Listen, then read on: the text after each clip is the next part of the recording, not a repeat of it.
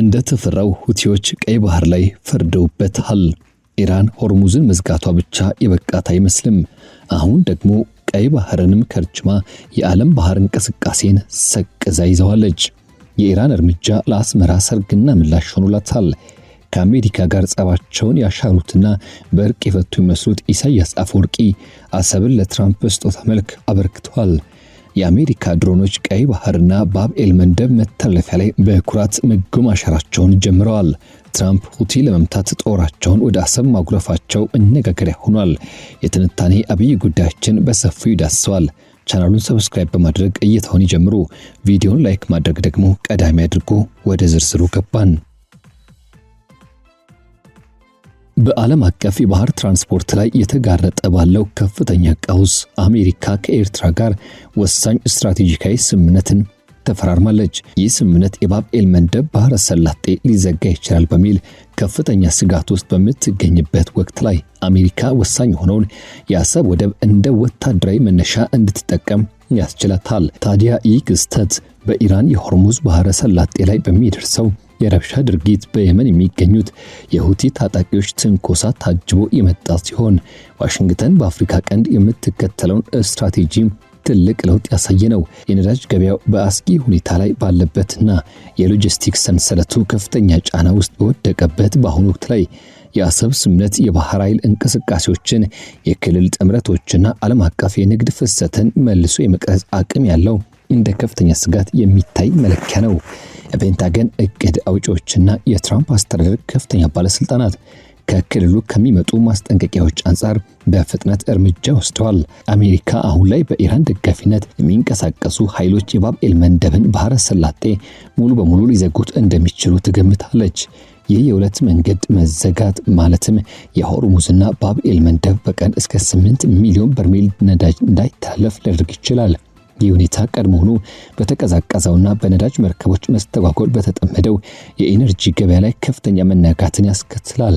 የአሰብ ወደብ ስምምነት ለወታደራዊ ሎጂስቲክስና ለክትትል ብሎም ለወደፊት የጦር ሰፈርነት አገልግሎት የሚውል ሲሆን የአሜሪካ ኃይሎች በየመን ከሚገኙ የሁቲ ታጣቂዎች ምሽግ ትይዩ እንዲሰፍሩ ያስችላቸዋል። ታዲያ የአሁኑ ቀውስ በአሜሪካና በእስራኤል በኢራን ኢላማዎች ላይ ከተካሄደው መጠነ ሰፊ ጥቃት በኋላ የተፈጠረውን ተኩስ አቁም ተከትሎ የመጣ ነው። ኢራን ስትራቴጂካዊ መልክዓ ምድራዊ አቀማመጧን በብቃት የተጠቀመችበት ስትገኝ የዓለም ነዳጅ ከ5 አንድ እጁ የሚያልፍበት የሆርሙዝ ባህረ ሰላጤ ከፍተኛ መስተጓጎል ገጥሞታል። ከ1500 በላይ የንግድ መርከቦች በፋርስ ባህረ ሰላጤ ታግደው የሚገኙ ሲሆን የክልሉ አምራች ሀገራት መጋዘኖቻቸውን በመሙላታቸው ምክንያት ምርታቸውን ቀንሰዋል። የኢንሹራንስ ክፍያዎች በከፍተኛ ደረጃ አሻቅበዋል። ኢራን በበኩሏ በራሷ ውል የንግድ እንቅስቃሴ ለማስቀጠል በቢትኮይን የሚደገፈው ሆርሙዝ ሴፍ የተባለ የኢንሹራንስ ስርዓት መዘርጋቷ የቴህራን ማዕቀቦችን የመሻገር ዘዴ ምን ያህል ፈጠራ የተመላበት እንደሆነም ይገለጻል። አሁን ደግሞ ትኩረት ወደ ደቡብ ማለትም ባብ ኤል መንደብ መንደር ባህረ ሰላጤ ተቀይሯል። ይህ በየመንና በአፍሪካ ቀንድ መካከል የሚገኘው ጠባብ መስመር በየቀኑ በሚሊዮን የሚቆጠር በርሜል ነዳጅ ወደ አውሮፓና ሌሎች አካባቢዎች የሚጓጓዝበት መስመር ነው። የክልሉ ደህንነት ምንጮች እንደሚጠቁሙት አሜሪካ ኢራን በሁቲዎች በኩል ይህንን መስመር እንደ በቀል ወይም ደግሞ እንደ ማስፈራሪያ መሳሪያ ልትጠቀምበት እንደምትችል ትጠብቃለች። የሁቲ ታጣቂዎች በየመን ማሪብ ግዛት ላይ የአሜሪካን MQ-9 ሪፔር ድሮን መተው መጣላቸው በአካባቢው የአሜሪካ አየር ክትትል ምን ያህል አደገኛ እንደሆነም ይገመታል። በየመን ላይ የሚደረገው የፔንታገን ክትትል በከፍተኛ ደረጃ ጨምሯል። የMQ-9 ድሮን መውደቅ በሁቲዎች ከተሰጡ ጠንከር ያሉ ማስጠንቀቂያዎች ጋር ተዳምሮ የባብ ኤል መንደብ መዘጋት ቢከሰት በዘመናዊ ታሪክ ውስጥም ከታዩ የኤነርጂ አቅርቦት መስተጓጎሎች ሁሉ የከፋ ሊሆን እንደሚችል ይገመታል። ተንታኞች የሚከተሉትን ተከታታይ ችግሮች ይገምታሉ።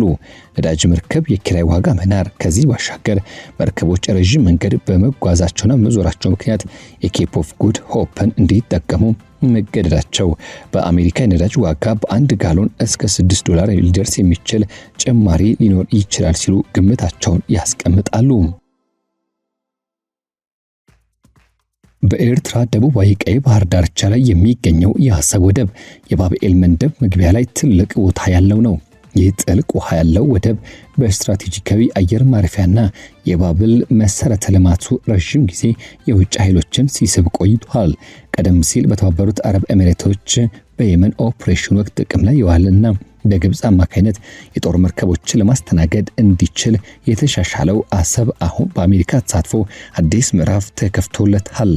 እንደ ዘገባዎች ከሆነ የትራምፕ አስተዳደር ከኤርትራ ጋር ያለውን ግንኙነት ለማሻሻል እየሰራ ሲሆን የረጅም ጊዜ ማዕቀቦችን ማንሳትን ጨምሮ ከቀይ ባህር የደህንነት ቀውስ ጋር በተገናኘ ስምምነቶችን እያደረገ ነው። የአሜሪካ መንግስት ሰነዶችና ዲፕሎማሲያዊ እንቅስቃሴዎችም ይህኑ አካሄድ ያረጋግጣሉ። የኤርትራ የ700 ማይል የባህር ዳርቻ ከሁቲዎች ቁጥጥር ስር ካለው የየመን ግዛት ጋር ተያይዞ አሰብን ለክትትል ለሎጂስቲክስ ድጋፍና ለፈጣን ምላሽ የሚሆን ተስማሚ መነሻ ያደርገዋል። ይህ ስምምነት በተነጠለ ሁኔታ አልመጣም። የኢትዮጵያ ረጅም ጊዜ የቀይ ባህር ተደራሽነት ፍላጎትና በተለይም አሰብ ላይ ያነጣጠረው በአዲስ አበባና በአስመራ መካከል ያለውን ውጥረት አባብሶታል። በድንበር አካባቢዎችም የሰራዊት እንቅስቃሴ መኖራቸው ሲሰማ ከዋሽንግተን ጋር በመቀራረብ ኤርትራ ከኢትዮጵያ ፍላጎቶች አንጻር ተጽዕኖ መፍጠር ችላለች። በተመሳሳይ ሁኔታ ግብጽ፣ ሳውዲ አረቢያና ሌሎችም የባህረ ሰላጤው ሀገራት አስመራን እየጠየቁ መሆናቸው የአሰብን ዋጋ በግልጽ ከፍ ያደርገና ያስመለከተ ተብሎ እየታሰበ ይገኛል። በአፍሪካ ቀንድ ከሚደረጉ እነዚህ እንቅስቃሴዎች ጎን ለጎን በአሜሪካና በኢራን መካከል በፓኪስታን በኩል የሚደረጉ ቀጥተኛ ያልሆኑ ንግግሮች ቀጥለዋል። ሰኞ ዕለት የቀረበው የኢራን የቅርብ ጊዜ ሐሳብ በኒኩለር ፕሮግራሟ ላይ አንዳንድ ምልክቶች የተሰጠ ሲሆን አሜሪካ የምትፈልገውን የዩራኒየም ማበልጸግ ማቆምና ክምችትን የመቆጣጠር ፍላጎት ሙሉ በሙሉ አልመለሰም።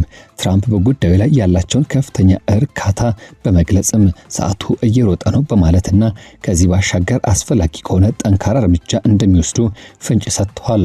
ዛሬ በዋይት ሃውስ በተደረገው ወሳኝ ስብሰባ የባህረ ሰላጤው አጋሮችም ለዲፕሎማሲ እድል እንዲሰጥ ቢጠይቁም ወታደራዊ አማራጮች ግን በስፋት ታይተዋል። የኢራን ሐሳብ የሩሲያን ቀመር ያካተተ ሲሆን የበለጸገ ዩራኒየም ደረጃ በደረጃ መቀነስና ወደ ሞስኮ ማዛወርን ይጨምራል። የሩሲያ ውጭ ጉዳይ ሚኒስትር ሰርጌይ ላቭሮቭ ኢራን በኒኩለር መስፋፋት ስምምነት መሰረት ሰላማዊ ኒኩለር ማበልጸግ መብት እንዳላት በመግለጽ ሞስኮን በማንኛውም ስምምነት ውስጥም እንደ ተቆጣጣሪ እንድትታይ አድርጓታል። ይህ በእንዲህ እንዳለ የኢራን ኢስላማዊ ጦር በተኪዎቹ በኩል ጫናውን በመቀጠል በዋና ዋና የውሃ መስመሮች ላይ ያለውን ቁጥጥር እያጠበቀ ነው። አሜሪካ የኢራንን ደካማ ሐሳቦች ውድቅ ማድረጓና በትራምፕ የሚታየው ጠንካራ አቋም ሁኔታውን አደገኛ አድርጎታል።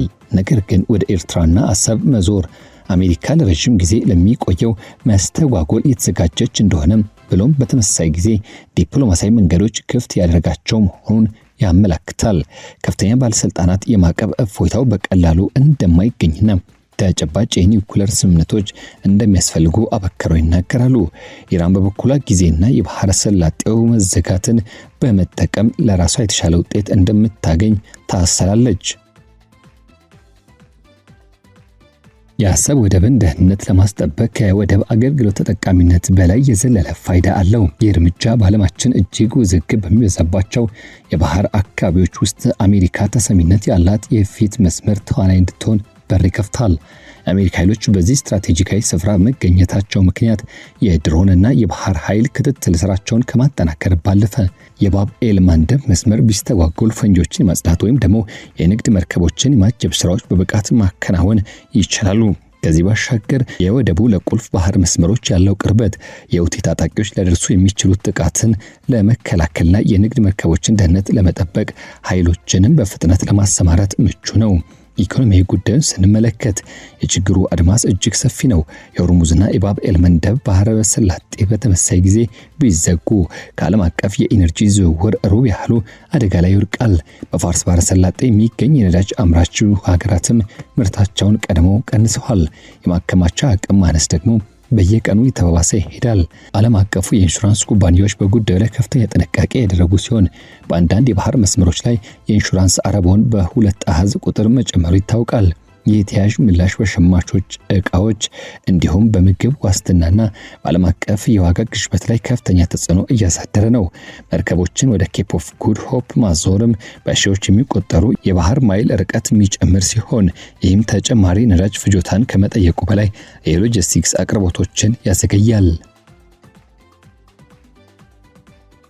ለኤርትራ ስምነት የማቀፉ እፎይታን የመሰረተ ልማት ኢንቨስትመንትና ከፍ ያለ ዓለም አቀፍ ተቀባይነት እንደሚሰጥም ቃል ገብተዋል። የፕሬዝዳንት ኢሳያስ አፈወርቂ አስተዳደር በክልል ውስጥ የሚንቀሳቀሱ በሰብሰብ የሆኑ የኃይል ሽኩቻዎችን በጥንቃቄ ሲዳስስ ቆይቷል። ከግብጽ ከሳውዲ አረቢያና አሁን ደግሞ ከአሜሪካ ጋር ያለውን ጥልቅ ትብብር በማመጣጠንና እንዲሁም ሚዛኑ በማስጠበቅ የኤርትራን ብሔራዊ ጥቅም ለማስከበር እየሞከረ ነው። የአካሄድ በኢትዮጵያ በኩል ያለውን ውጥረት ሊያረጋጋ ወይም የበለጠ ሊያባብስ የሚችልበት አጋጣሚ እንዳለም ይገመታል። ምክንያቱ ደግሞ ቀይ ባህርን የመጠቀም ጥያቄ ለኢትዮጵያ አንገብጋቢ ብሔራዊ ጉዳይና አጀንዳ ሆኖ መዝለቅ ከጀመረ ጊዜያት ስለተቆጠሩ የአሰብ ስምምነት በታላላቅ ሀያላን መካከል ካለው የፉክክር መዋቅር ጋር በብዙ መልኩ የሚጣጣምና የሚገናኝ ስለመሆኑ በስፋት ሲነገርና ሲገለጽ ተስተውሏል። ይህ በእንዲህ እንዳለ ደግሞ ቻይና በአቅራቢያው በጅቡቲ ጦር ሰፈር አላት። ሩሲያና ኢራንም በተመሳሳይ ሁኔታ በአካባቢው እግር ለመትከል እየጣሩ ነው። አሜሪካ ከኤርትራ ጋር ግንኙነቷን ማደሷ እነዚህ ተጽዕኖዎች ለመግታትና ብሎም የአጭር ጊዜ ወታደራዊ ፍላጎቶቿን ለማሟላት ያለመ ነው። ይህ ስምምነት ለኢትዮጵያ መልእክትን ያስተላለፈ ሲሆን ዋሽንግተን በአፍሪካ ቀንድ ውስጥ ባለው አለመረጋጋት መካከል መረጋጋትና የነባር ሉዓላዊ ሀገራትን ጥቅም ቅድሚያ እንደምትሰጥ ነው። የሁቲ ታጣቂዎች በአመታት ግጭትና በኢራን ድጋፍ ያዳበሩት አቅም ጸረ መርከብ ሚሳኤሎችን፣ ድሮኖችና የንግድ መስመሮችን የማደናቀፍ ችሎታ ያጠቃለለ አቅም አላቸው። በቅርቡ የኤምኪው-9 ድሮን መተኮስና እንዲሁም ደግሞ ያልተመጣጠኑ ተብለው የተጠቀሱ ስጋቶች ምን ያህል እውን እንደሆኑ ያስታውሳሉ። የአሜሪካ ምላሽ የአየር ጥቃቶችን ያካተተ ቢሆንም በአቅራቢያው ያለው መሰረተ ልማት ሳይኖር ኦፕሬሽኖችን ዘላቂ ማድረግ ፈታኝ የሆነ መጥቷል። ስለዚህ የአሰብ ስትራቴጂካዊ ፋይዳ እጅግ ከፍተኛ ነው። ኢራን ለሆርሙዝ ንግድ እንቅስቃሴ የጀመረችው በቢትኮይን የሚደገፈው የኢንሹራንስ ስምምነት ደግሞ በዋነኛነትና በቀዳሚነት አቀቦቹ ለመሻገር የምትጠቀምበትን የፈጠራ ዘዴ ያሳየ ሲሆን የምዕራባውያን የኢንሹራንስ ተቋማት ከስፍራው ሲወጡ የአማራጭ የፋይናንስ ዘዴዎች መምጣታቸው የማዕቀብ አስፈጻሚዎችን ስራ ያወሳስባል። ይህ ማዕቀብ ይጣለባቸው ኃይሎችም በዓለም አቀፍ የፋይናንስ ስርዓት ውስጥም እንዴት እንደሚንቀሳቀሱ የሚያሳይ አዲስ አዝማሚያ ሊሆን ይችላል። በአሜሪካ እስራኤልና በኢራን መካከል ያለው ተኩስ አቁም አሁንም በህይወት መቆያ መሳሪያ እንደተደገፈ በብዙዎች ዘንድ ይነገራል። ትራምፕ በባህረ ሰላጤው አጋሮች ግፊት መጠነ ሰፊ ጥቃቶችን ለጊዜው ቢያዘገዩና ያዝ ቢያደርጉም ወታደራዊ አማራጩ አሁንም ጠረጴዛ ላይ መኖሩ ግን አይካድም። ከፍተኛ ባለስልጣናት ሲናገሩ ኢራን ተጨባጭ የኒውክሌር ስምምነቶችን ካላቀረበች ድርድሩ ወደ ቦምብ ሊሸጋገር ይችላል። በየመን የሁቲዎች የባብ ኤል መንደብን ሙሉ በሙሉ የመዝጋት ስጋት አሁንም እንደ ሰቀቀን ይታያል። ምንም እንኳን ገና ተግባራዊ ባይደረግም አቅሙ እንዳለና ግጭቱን ሊቀሰቅሱ የሚችሉበት ምክንያትም ግልጽ ነው። የፔንታጎን በየመን ላይ የሚያደርገውን ክትትል ማጠናከሩና የአሰብን ወደብ መጠቀም ለከፋ ሁኔታ ለመዘጋጀት የሚያሳይ ሲሆን ኤርትራ ሚና የባህር መስመሮችን ክፍት ለማድረግ ወይም ወሳኝ ምላሽ ለመስጠት ወሳኙ ስፍራ ሆኖ ይታያል። የክልሉ ተዋናዮች በከፍተኛ ሁኔታ ይህን ጉዳይ የተጠባበቁ ነው። የግብጽ ወደብ ማሻሻያ በአሰብና በዶራሌ የሰራዊት ዝግጅት እንዲሁም ከኤርትራና ከሱዳን ኃይሎች ጋር ያለው ግንኙነት በኢትዮጵያ ላይ ያነጣጠረው የተቃውሞ መስመር እየተፈጠረ ነው። ሳውዲ አረቢያ ግጭቱ በሁለቱም በኩል ግንኙነቷን ለማመጣጠን ትጥራለች። እነዚህ ሁሉ እንቅስቃሴዎች አስቀድመው በተጠና የክልል ፖለቲካ ውስጥም ተጨማሪ ውስብስብነትን ይፈጥራል። ለአሜሪካ ኤርትራና አሰብ ግንኙነት ደግሞ አዲስ መሰረት ከመገንባት ይልቅ ያለው መሰረተ ልማት በመጠቀም ኦፕሬሽናዊ ተለዋዋጭነትን ይሰጣል። ስኬቱ የተመሰረተው የኤርትራን ሉዓላዊነትና የኢትዮጵያን ስሜት በማመጣጠን እንዲሁም በሁቲዎችና በኢራን ላይ ተጨባጭ ደህንነት ውጤቶችን ማስመዝገብ ነው። ኢራን በባህር መስመሮች አማካይነት የምትፈጥረው ኢኮኖሚያዊ ጫና የምዕራባውያንን እጅ እንደሚያስገዛ ታሰላለችም ጭምር። ኢራን በኒውክሌር ጉዳይ ታጣቂ ቡድኖችን ደግሞ በባህር መስተጓጎል መጠቀም ቴህራን ተጽዕኖን እየዘረጋች ነው። ጥያቄው ግን በአገር ውስጥ ያለው የኢኮኖሚ ጫና ወይም ወታደራዊ እውነታ ኢራንን ወደ ተለዋዋጭነት ይመራታል ወይ የሚል ነው። ዓለም አቀፍ የጭነትና የኢነርጂ ኩባንያዎች ፈጣን ተግባራዊ ተግዳሮቶች ገጥሟቸዋል። የዋጋ ጭማሪ፣ የኢንሹራንስ ክፍተቶች፣ አማራጭ መስመሮችና ሌሎችም። ሸማቾች ደግሞ የነዳጅና የሸቀጦች ዋጋ መጨመሩ ተጽዕኖ እንደበረታባቸው ይሰማቸዋል። መንግስታትም ከስትራቴጂካዊ ክምችት እስከ የአቅርቦት ምንጭነት ማባዛት ያሉ እነዚህን ድንገተኛ እቅዶችን እያዘጋጁ ስለመሆናቸው በስፋት ሲነገርና ሲገለጽ እየተስተዋለ ይገኛል። የአሰብ ታሪክ ለቀይ ባህር የተሰጠውን የሀያላን ሀገራት ፍላጎት ያስታውሳል። ከጣሊያን የቅኝ ግዛት ዘመን እስከ ቀዝቃዛው ጦርነት ጥምረቶች በ2010 በተባበሩት አረብ ኤሚሬት የጦር ሰፈር አጠቃቀም እስከ ዛሬው ዓለም አቀፍ ሽኩቻ በእነዚህ ውሃዎች ላይ ቁጥጥር ማድረግ ሁሌም ጥቅም አስገኝቷል። የአሜሪካውያኑ እርምጃ የቀድሞ ስሌቶችን እያደሰ ከድሮን ጦርነት ከድብልቅ ስጋቶችና እንዲሁም ከክሪፕቶ ፋይናንስ ጋር እየተስማማ ይገኛል። ግንቦት 19 የተደረጉት ስብሰባዎች ሲጠናቀቁ ዓለም የተመለከተው ነው። ዲፕሎማሲው በኒኩሌርና በማዕቀብ መካከል ያለውን ክፍተት ያጠባል ወይስ ደግሞ የመስመሮች መዘርጋት ደግሞ ሌላ የጦርነት ደረጃ ይገፋል?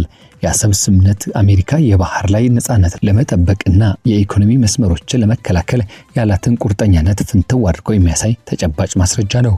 ይህ የድሮኖች የወደብ ስምምነቶች የቢትኮይን ኢንሹራንስና የኒውክሌር ድርድር የታየበት ሲሆን ሂደት በሂደት ደግሞ ዓለም አቀፍ የተባሉ ስርዓቶችን ምን ያህል ደካማ እንደሆኑ ነው። ከፋርስ ባህረ ሰላጤ እስከ ቀይ ባህርና አስመራ አዳራሾች መጪዎቹ ቀናትና ሳምንታት የሚወሰኑት ውሳኔዎች ለዓመታት የተስተጋባ ይኖራል። ይህ የኢነርጂ ዋጋ፣ የንግድ ደህንነትና በዓለማችን እጅግ ስትራቴጂካዊ በሆነ ክልል ውስጥ ያለውን የኃይል ሚዛን ይወስነዋል። የዚህ ሁሉ ውጤት በእርግጠኝነት እጅግ ጥልቅ ነው።